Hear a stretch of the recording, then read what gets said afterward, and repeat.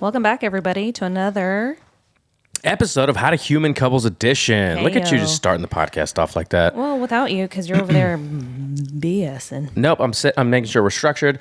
Meanwhile, I say that coming to everybody who's listening, still listening, 2 weeks after our last episode. No, it's way longer than that, I feel like. Yeah, maybe it might have been 3 or 4. Yeah. I've been sick for 2, and then the week before that we had back to school, and then we had just life in general. But I think if you have 20 episodes up of a podcast, for all of those that are aspiring podcasters that haven't started yet, or you kind of started and stopped, don't be ashamed. Some of the biggest podcasters out there have probably had 3 to 5 different shows, 3 to 5 different runs of ideas that they had. Okay. And then if you have at least 20 episodes up of consistent episodes, you're like in the top 1% of podcasters. There's like 2 million podcasts out there, and there is a lot. I think there's more people that podcast than do anything else right now in the world. No. YouTube channels. I used to remember the stat. It was like, I don't know. Let's just pretend, because I don't remember exactly, but like 500 million YouTube channels. Really? Yeah. Please stay close to the microphone so everybody can hear your lovely voice. I'm just trying to get comfortable. Well, get comfortable. Come on, get comfy. Guys, if this never happens again, this podcast, you know why. No, for real. I'm good. Move the arm. Best Robert ever. That's right. This is my favorite shirt. I wear it all the time. I probably have about 4 or 5 shirts that I like to cycle through because I don't care about quote unquote fashion or style. And they're all black. They're all black. It's a favorite band or a favorite gift that the kids gave me or whatever. I like functionality. I like just being in and out quick. All right. Shorts, pants, shoes, boots, shirt, and we're out the door. No keys, wallet, phone, everybody. Well, yeah. But like, yeah. In the morning from the room. And then we get ready for the rest of the day. But, yeah, so no need to backfill with just a bunch of mumbo jumbo and like small talk from where the last 3 to 4 weeks have been. We're just picking up where we left off, and we actually want to introduce a new segment, right? And I got this idea from a new friend who I've made here recently who has a podcast as well, a very successful podcast in the automotive world, and I've actually heard similar segments on other podcasts. And I mentioned it to Dawn last night, and she's like, "Ooh, I love the idea." So the concept is every week when her and I do these couples episodes, because I will be doing solo episodes again, and hopefully getting some interviews scheduled as well. But the concept of take it or leave it. Right. And some of the other ones that I've heard are like buy and sell, or it almost like a take on would you rathers. They're kind of similar segments too. But I just like the idea of coming to the show every week or whenever we do an episode with something that Dawn and I either love or hate, and telling you why you should either buy the thing because we bought it and we love it, or an experience, or it could be anything, honestly. So do you want to go first or you want me to go first? You go first. How did I know? So this week, and originally, remember, it came from the buy it or sell it, but we're going to say take it or leave it.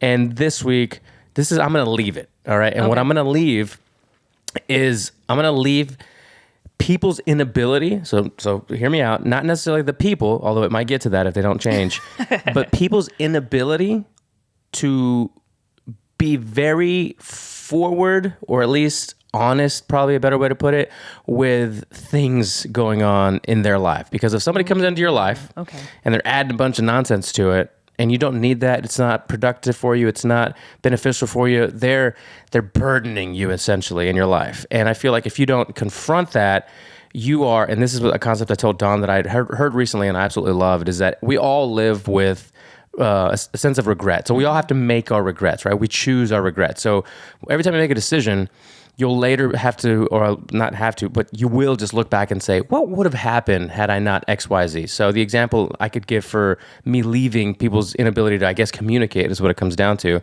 communicate their honest feelings about something, is that if you don't bring it up to somebody's attention, whoever it is in your life, could be a coworker, could be a family member, could be a friend, whatever, if you choose to not address it, you will later regret the fact that my last 6 months at this job, right, or my last 6 months with these people or this person has been an absolute hell. So I regret not having mentioned it to that person 6 months ago so that I could have improved either our situation or our life. Or if you do decide to bring it up, you could also then later have the regret of possibly like, I wonder what that did to that person, because maybe that I said something that they had never heard from somebody else, and it maybe you could shift turn of events however you want, but there will always be some sort of a regret no matter what your decision is. Okay. So I'm going to leave people's inability to communicate, because the less you are capable of doing that, honestly feel like the less successful you can be in anything that you're doing. Communication is just in general. It's just key. I literally talked with someone the other day and they were like, you can be the smartest person in the room, but if you cannot communicate, it doesn't do you any good. Yep. I mean, it's 100%, it's factual. So learn how to communicate better, babe. Yeah. So what do you... Not babe. No, definitely guys, is what I meant to say. Sorry, guys.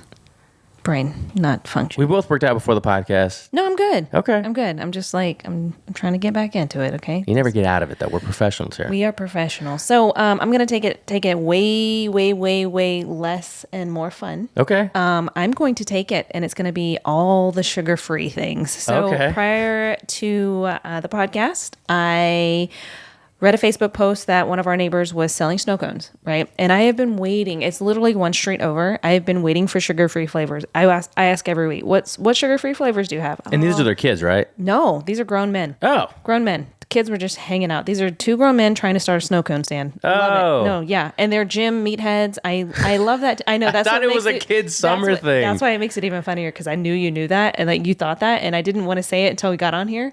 But yeah, two grown men. Because we have bought snow cones from a child, or was it lemonade? No, it was lemonade. Oh, it was a lemonade stand. Chips and stuff Right, like that. right. And they have like full-blown snow cones, a huge snow cone machine. It's not like just... Oh, this is hilarious. Yeah. The guy has like gauges and tattoos, and they have a full setup garage in their gym. Gym in their garage, which has nothing to do with snow cones. Anyway, back to the fact. They finally got sugar-free flavors, and I saw blue coconut on there, which reminds me of like... Childhood? No. The ocean water from Sonic. Ocean water? I never had it. The blue ocean water from Sonic? No. Sorry, guys. I'm still getting over this cough. You need to stop coughing. I know, right? Literally, he's been sleeping upstairs because he's been coughing and keeping me up at night. But anyway, sugar-free flavors, take it or leave it. Dawn is going to take it for a majority of things, right? One, I take sugar-free. One, the calories are fantastic. It hits my macros. But two, I'm hypoglycemic, so I have issues with my blood sugar. If I eat it makes me feel great. And then all of a sudden I crash, kind of like, almost like diabetic crash, blood sugar crash. But sugar-free blue coconut from the homies down the street, snow cones is what they call it, snow cones, like that's the name of the business. Fantastic. Yep. So I'm going to go with that, sugar-free. But also, I hear Dutch Bros has a sugar-free pumpkin sauce, and I cannot wait to try. I heard. Oh, I thought you were correcting me. No, I said I heard. Yeah. Oh. Don't worry, guys. We'll get this on the rails. It's just so funny. I was like, "You heard? Did I say something wrong?" I literally thought you were correcting my grammar. Yeah. So I can't wait. I love all things sugar free, except for the ones that taste bad. Yeah. There are some. What are this? Walden Farms. I can't stand. Walden. Yeah. Garbage. If you guys have ever been like super high on the, I'm gonna potentially like be a competitive bodybuilder, or you're just training for a competition of some sort, and you're like, I'm gonna cut all my calories, but I still want to try to enjoy something. The Walden Farms, which we should maybe test this out, because the last time I had it was I was in my early 20s, probably like 19 to 22, 3. I would fool myself that this stuff was good. Garbage. And but maybe it's gotten better. I mean, that was early days of sugar-free were like garbage. Now, I mean, you have sugar. Everybody has a sugar-free something. Yeah. Sugar-free, gluten-free. I mean, whatever. But yeah, that sugar-free all the way. I'm 100% go. I love all the aspartame and. I was gonna say, what I'll leave is people that are like, I don't want to have it with all those chemicals in there. Oh man, you consume chemicals all the time, guys. Don't even get me started on there. I'm like that Lane Norton. I was gonna say, just follow Lane Norton. Yeah. And follow all of his amazing information and his content. And one of his phrases that I love is it's like the poisons in the dose, right? Right. He always he researches and gives you all of the. Of course, if you drink something that has the elephant's amount of aspartame, right. Yeah, or whatever it is, right? Yeah. He does just really good breakdowns, like analytical breakdowns of all these research papers and labs and whatever. Anything what is it? Overconsumed it can be bad. Yeah, right? yes. Anything. So moderation. Yeah, there you go. You need moderation.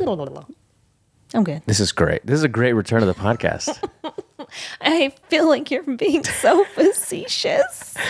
So we talked about what we wanted to kick off this return with, and we're coming from two different angles. If you're new to the show, we appreciate you listening. If you've been here for a while and you've stuck around and you come back on our periodic hiatuses, we appreciate you as well. But coming from the entrepreneur perspective is where I like to talk about life experiences and business. Dawn's from a very professional background, and we can riff off of, both of us can riff from our own perspectives, but you'll soon probably have a whole new, even different perspective on it. But growth and comfort zones. And it's fortunate I've had a couple of new-ish people that I'm going to be able to work with and help them just understand their businesses better.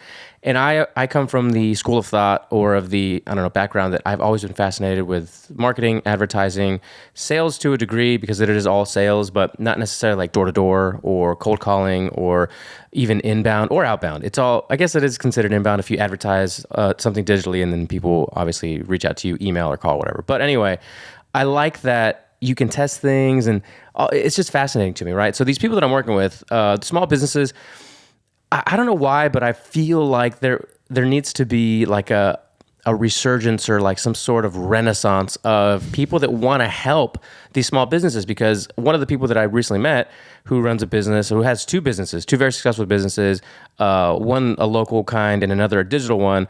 And we're going to start working together on the digital part because they don't understand that well. And they don't really, they've tested the waters with other people who just kind of, like I've said in the past, just screwed them, right? Took money from them, didn't really deliver on the promise, and didn't really educate them or even teach them what they were doing. So it was just kind of one of these, poo shows, for lack of a better phrase. And we're trying to be clean-ish on the poo shows. Trying to be clean on the podcast. Side note, did you see my new shampoo in No, I didn't. I don't know if you can read bottles because you don't have your glasses on in the shower. Oh, yo no hablo inglés. I can't read bottles. No, I mean, you don't have your glasses on and you're blind as a right. whatever it is. But the shampoo that I got today is called No Poo. No Poo? No Poo shampoo. Why is it called No Poo shampoo? I don't remember what the poo stands for. It's not like poo poo. It's like the products, like the chemicals in the products, but it's like no poo blue. Like no BS kind of thing, or literally like... I don't know. That's a really good... I should look it up. But not anyway, now, but yeah. No, I know. When you said poo, and I was like, my shampoo says no poo blue, and I'm it's like... funny. I didn't know if you noticed. Obviously, you didn't. So, side note. So, well, one of the messages I kind of want to get out in regard to this topic is that if you have an interest in the same thing, digital ads, sales, whatever, anything in that world, and you want to apply it to a business, and you don't have a business, you don't have a service you provide, you don't have a product that you sell, try to find somebody that you genuinely want to help in your community, and just reach out and say, be super transparent. This is just my advice because this is how I've approached it. Granted, I know most of the people that I've offered services to, and just on occasion, I might get introduced to somebody who passed my information along, be like, hey, hit up Rob. He knows a lot about this. Maybe you can do a consultation at the very least. Right. And then take it from there. And they'll all have a similar story. Like, man, and this is how it goes. You might not know this, but some people listening do. You're going to get calls from somebody who's going to be like, hey, I'll do you, I can do your SEO and I can run some ads for you and I can do this, that, and the other. And it's going to be $10,000 to $15,000 a month. Like it's just like rule of thumb. They're going to charge you 10 to 15 grand to do those things. And I'm not saying it's not worth it. A month? Yeah. Oh yeah. What? Yeah. Oh yeah. I thought you meant like initial startup or something. No, it's going to be, and that's like either it depends if it's including or not including the ad. Website the ad, design too. Well, that's a whole other thing, right? Designing is another thing, but like creating ad campaigns, making the creatives, writing all the copy, and then running all the reports and keeping tabs on it on the daily, and then the amount of money that goes into those ads, and then all that stuff, right? It's like you're looking at 10 plus grand typically for a business. And I'm not saying it's a bad idea. I think it's a great idea. I think you should be looking at spending something like that. But I understand if they're not, you don't trust them because you just don't know them and you've never tried this. And a lot of small businesses have never ventured off into the online space and done a lot of advertising and try to, make content around their product or service. So it's hard, and then most of them end up getting screwed. So 100%, yeah. I have just heard this recently from somebody saying, I wish that there was resources where we could find out like the legitimacy of these people that are offering these services, because it's really easy to fake stuff online. And this particular business owner is very successful in his local business. But when it comes to online, he doesn't have and we just so happen to have met through a mutual contact. And we just kind of started talking, and we've had a couple of long conversations. And he was just like, man, we've talked, for like hours now a couple of times. I really want to get on a call and do some consulting with my business online. Like, yeah, man, I didn't even pitch him the services. Right. I was talking to him about something completely separate that maybe he could help me with. Right. And after he heard what I was doing and how I was doing it, he was like, dude, he asked me, why don't you, and I kind of do with the podcast and I kind of do with the content, but it is my fault that I'm not very diligent or disciplined about putting this type of content out, because I also don't think I'm that good at it. Like I still observe other people, and I still consume a lot of other stuff that I implement.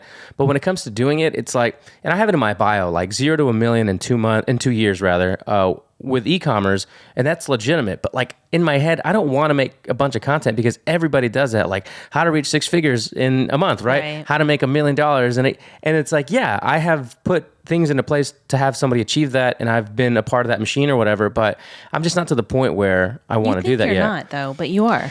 Yeah, but the amount of effort that I'm working on these things with people, and then the amount of time it would take for me to make content about that thing, it's going to take time away from me actually doing the things for the people. Yeah. So I'm not quite there yet. Eventually I might be, but it might take the rest of my 30s, and then in my 40s I can be like, well, and this is a perfect quote from Alex Hormozi, somebody who I've loved to study, and it's something to the effect of like, I want to be able to have a mountain full, or a huge mountain of evidence to prove that I am who I say I am. Right. And it's a very similar thing. Like I totally love that sentiment. I think it's absolutely right. I have like a hill of evidence where I could say, this is who I am and here's why. And you don't have to believe me. You can just see it.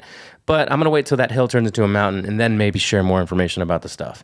And if I could replicate it with this person who has a product and that person who has a service, then it just kind of compounds on itself. But replicable. Yeah. Anyway, what do you guys say about that? Ow.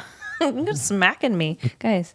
Didn't think it was that hard. No, it wasn't. My legs are just sensitive because I just worked out. Yeah. Yeah, no, what I'm saying. It's been a while. I like that. So growth in the comfort zones is something that I want to touch on, but not today necessarily. I think we're going to talk about that a little bit here more in the future when I have a little bit more context to talk about, just whatever. But my thing was reframing and perspective. And then you actually said something that was what I came into the conversation today about, was like, oh, I'm going to do reframe and perspective and how people can shift that and really play that along. But then you said something right now about faking and like fake news or whatever, like people saying who they are but they're not. So wanted to get your thoughts on fake it till you make it. That is where my brain went, and I was like, I can save this stuff for later. But it's something that we hear all the time. Fake it till you make it. It's something we hear all the time. People say it. What are your thoughts on it? I know you and I have had couch conversations about this, but like, I personally hate it. Yeah. I hate when people say fake it till you make it. It's like garbage. Like, I hate it. I just do. And I don't even know why. I guess it's because like, if you can't speak confidently to something and know exactly what you're talking about, then why are you talking? Like, I don't like bullshit, but sorry, bull poo. I don't like bull poo. Like, but you think about it. I work with people all the time that are like salesy or in sales, and you feel like they're filling you full, but they at least know, and they know what they're talking about. They're just, if you can speak confidently to what you know, and you can like really like just go into it and really be passionate about it and try to sell somebody on it. But if you're not, and you're just, why are we faking things? Like, we live in this society where like people do that all the time, and it's just like, it gets me. It gets me. What are your thoughts? I need your thoughts. So there's two ways to look at it. And I remember recently we did have a somewhat of a couch conversation about this. When it comes to fake it till you make it is the phrase, right? Yep. And we've all heard it. And most of us have probably lived it to one degree or another. 100%. If we're talking about something that, let's just say, I'm going to use your professional setting. It can apply to any, but just because I've been talking for the majority of this podcast, we'll use your professional setting. If you are in a training, let's say you're a new employee and you're in a training and somebody's leading the training on a particular process that you need to know. If you fake the fact that you know how this process operates, that is very detrimental to the very thing that you got hired to do. Now, if you were at a network night and you're not a very confident person, you're not very bubbly and outgoing, but you go in there and you say, I'm going to fake the F out of this so that they believe that I am this person, that's different. Bubbly and yeah. Right. So that's a bit more like content and like getting really down into it versus just like superficial is what I'm saying. Like, I'm cool with that. Like, hey, there are days when I don't feel like being bubbly. I'm not on point, and it's just like, if you know me, you know. But if you don't, you'd never know. But I'm faking it till I make it. For sure. Or until you get back into a level headspace or something. Right, into a good mindset. Yeah, but I don't know. I don't get it. I don't get it. I don't get it. I don't get the phrase, and it sometimes it irks me to the core, but I do get it because I've done it, right? Yeah. So, yeah. Well, a lot of people too with business, we'll just say, or with anything, they don't want to seem dumb. they don't want to seem like they can't get it or they don't get it or that they're slower than anyone else that might be around them who's doing a similar thing. So, and that goes back to the original at the top of the show, the topic of communication. If you can't communicate that's it all goes back to communication. It really does. So if you could so then later you're going to live with the regret that like, oh, I didn't say that I couldn't do this. And now I have to be looking like a dummy because I just messed this stuff up or I can't do it, rather than that's a really good thing. Like, I don't know the answer to that. Ask the question, get the feedback, or like go find the answer, right? Yeah. I think people, and it goes back to, you and I were talking about this earlier, like people not using the resources that they have. Guys, we have computers in our pockets, and you're asking me still, hey, how do I get to so-and-so? And I'm like, what? Yeah. Use your resources. Like, be Inspector Gadget. That's one thing I pride myself on in the work that I do, and I always have. Like, if I don't know the answer to something, I'm not going to come to you with a question until I've exhausted every single option. Because one, I don't want to look like an idiot, but two, it's like, I find joy in that. I love going out and finding something and finding the answer and like knowing like, oh, I taught myself that, being self-taught or whatever it is. But yeah, the whole fake it, irky. Yeah, it's not, I mean, it's something that we all do, like we said, but there's a setting where it's a little bit more like excusable, and there's some where it's just not, you just can't do it. It's so funny because I can think, like, if I ask you this question, I'm like, how many times are you and I talking and you're like, hey, so you know what I'm talking about? Or I'll ask you, you know what I'm talking about? And you're like, yeah, just to get the conversation over because you're busy doing something else. I mean, I'm only saying this because I do it to you all the time. You're like, yeah, did you see? And I'm like, yeah. And then I'm going to get it back to my shit because my poo. I need to get back on my poo. But that's not faking it till you make it. But no, it's just like acting like you know something. Like, anybody ever said like, yeah, you know who I'm talking about? Like Joe Bob. And you're like, oh, yeah, I know who that is. And that's different though. How is that different? Because you're in a conversation. Yeah. Like, oh, you remember that movie with, name an actor that, you're like, yeah. It serves no purpose to slow the conversation down by saying like, no, I don't know that movie and I don't know the actor. Just tell me the story. I'll probably understand it from the context that you're giving me and we'll just move on. I'm glad that you feel that way because I might do that often. You do that all the time. With you. Yeah, I know you do. How do you know? Come on, man. Because I'm not faking it well enough. No, you're not good enough at faking it. Like, whoa. I can just tell when you don't get it. Yeah, that's funny. You're like, I don't know this person. I don't know this thing. I've never experienced it. I do say that often too. You're like, do you know? And I'm like, no. Yeah. I don't get it. Yeah, you're better off just saying that every time instead of just making me believe, even though I know that you don't know, but you're like, yeah, which only makes me want to say, are you sure? Or are you just saying that? I wish you would because it would be funnier. No, it wouldn't. It just make me very annoyed. I'm just kidding. I told Dawn, my mom does that. Like, we'll be talking about something and I know she doesn't get it. And I'm like, ¿Estás segura? ¿Sí lo entiende? Like, I'll tell her because it's all in Spanish, right? And she'll be like, so, sí. And then later I was like, you didn't get it, did you? She's like, no. I'm like, God, I gotta explain it again. From Brooklyn to Wested. Yeah, exactly. Like, but they're 8. They have an excuse. I'm done talking. Yeah. Kind of done. Yeah, it's so funny. We're coming home from school and it's like, hey, how was your day? And, I'm trying to make small talk with the kids and they're just like, nothing. And like, Brooklyn, you don't want to talk to me? She's like, kind of done. It's kind of everything. Yeah, it was just the funniest thing that she said. She's like, I'm kind of done. I'm like, I feel you, girl. I feel you. I'm done talking. Give me something else. Yeah, she's like, that's it. Yeah. I mean, I'm kind of done. That was everything. Yeah, I went to school. Had lunch. Played outside. Yeah, had fun. What did you do today? Had fun. Was it a great day ever? Best day ever. I love how everything's just the best day ever. Yeah, it is. So anyway, that was my thing. Faking it till you make it. I didn't get it. I still don't get it. Well, you know what? That's good though, because you don't have to fake it. Facts. People that are having to fake stuff, it's just taking you so much longer to get to wherever you want to go. I just wish people were more honest with themselves. I think that's what it is. It's just like, okay, I don't get it. Mm-hmm. Let me go find it. Let me say the thing, just why can't people be more honest with themselves?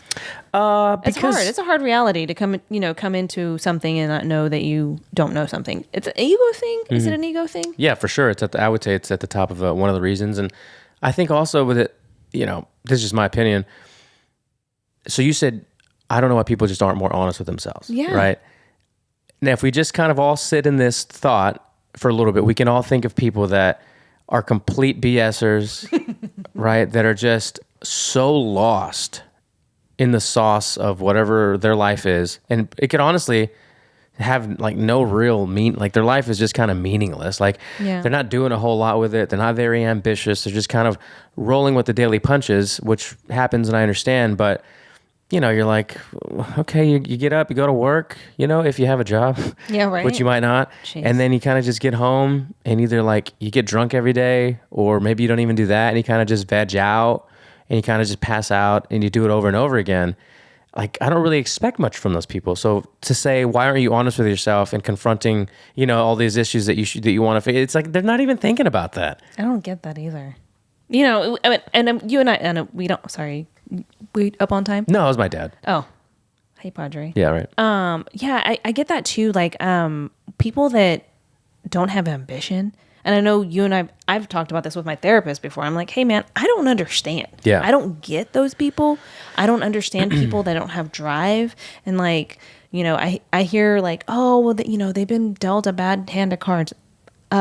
So what? That would make me more motivated to not be. But some people just don't have that drive. And I don't get that. Like, I don't get people that don't have the drive to do better or be better or aspire to do more. I don't get that. It baffles me. Yeah, no. And there's so much to research unpack there. Yeah, but there's like so much research. There's so many good books written on topics like this. And it really comes just down to, like you just said, you were dealt, like your therapist might say, or somebody might say, they were dealt a bad hand. You're absolutely right. So what? And that's how I feel. Right? It makes me angry. So you were dealt, like, we've all, to a varying degree, have had a bad hand, whatever that is, right? It's all relative to the person and their environment. Now what? Yeah. So maybe instead of saying, so what? Now we just say, now what? Yeah. Okay? We're here, we're sitting in a bad situation where we started from a bad situation and we're going to do nothing about it and stay in the bad situation? Or are we going to just swim in this a woe is me situation? Right. What are we doing? You know, and I'm even the kind of person, and I said it for years and years and years, you know, as long as you're treading water, you're not giving up and drowning, right? Mm-hmm. But it like gets to the point where you get exhausted. You can't tread for forever. You got to sink or swim. Like, you can tread water and that can be your plateau, right? In life, where you're just like, you know, it's all peaks and valleys and you're treading water as your plateau. But at some point, you got to make the decision to make this upward trajectory or just get past it. And what does it all start with, right? Learning something. Yeah. If you have no direction, no sense of direction, nowhere to go, nothing on the horizon that look promising, why do you think that is? It's probably because you're lacking some sort of information, right? Yeah. In whatever direction you might be going. You're in a dead-end job, or maybe you're in between jobs, or maybe you're just not happy where you are and your career kind of sucks, you want to pivot. So you're there. Now, what's missing? Information to go wherever that path you want to go is, right? 100%. And if you're not learning that thing, or let's just say that you're trying to learn it, right? Let's say I'm learning all these things. I'm consuming all these things. If you're not applying the things that you say you're learning, you're not really learning. You're just procrastinating. Yep. So, again, now we go back to, now what? Yeah. Now what? I do like that. I do like that. Now what? Yeah. I'm going to ask people that. Like, now what? Yeah. I mean, I kind of do that to you every day. Well, all the time. I don't know about every day, but I do it all the time. It's like, now what? Okay. You might be talking to a coworker or a friend or whoever, and you're like having a disagreement about something. Okay. Well, you said your part. I said my part. Now what? Yeah. No, I like that. Okay. It's going to be my new term. Hey, now what? Yeah. The boss is upset about this thing that the team, really messed up or half messed up or didn't complete correctly. Okay. And this needs to be done. Okay. Now what? All right. Well, we got 80% of it done. This is what's required for the other 20% that was messed up. Great. We're just going to get to work on that. Yeah. There's no sense in wasting all this other time on all this other would have, could have, should haves. Yeah. I got it. Yep. I get it. Now what? Now what, man? Like, now, that's why I hate wasting time. I'm waiting on the reply for how I'm going to kick off my week, whether I'm going out of town or not. And I'm to the point where I'm about to be like, I've asked you 3 times today. So now what?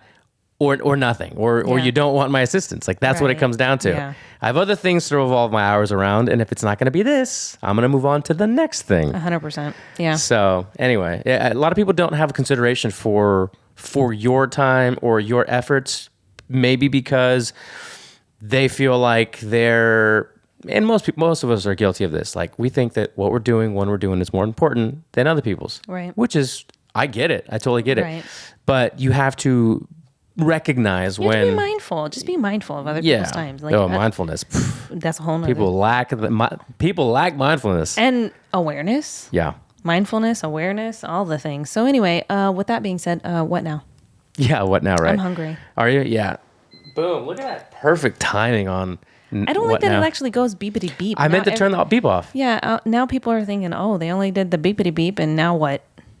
Well, no, you timed it perfectly because you can't see the timer. I can't see the timer. Oh. That's why I did that. I forgot to turn the alarm off because I keep it on during my day. By the way, you know what? I mentioned this and I never showed it on the show. Yeah, you did. No, I'm sure I didn't. Okay. And if I did, here's again. I suggest one of these timers where you just kind of rotate it and you put whatever timer you want for a task. I set mine. I keep it around 30 minutes. I try to do half-hour blocks for all the things that I'm doing.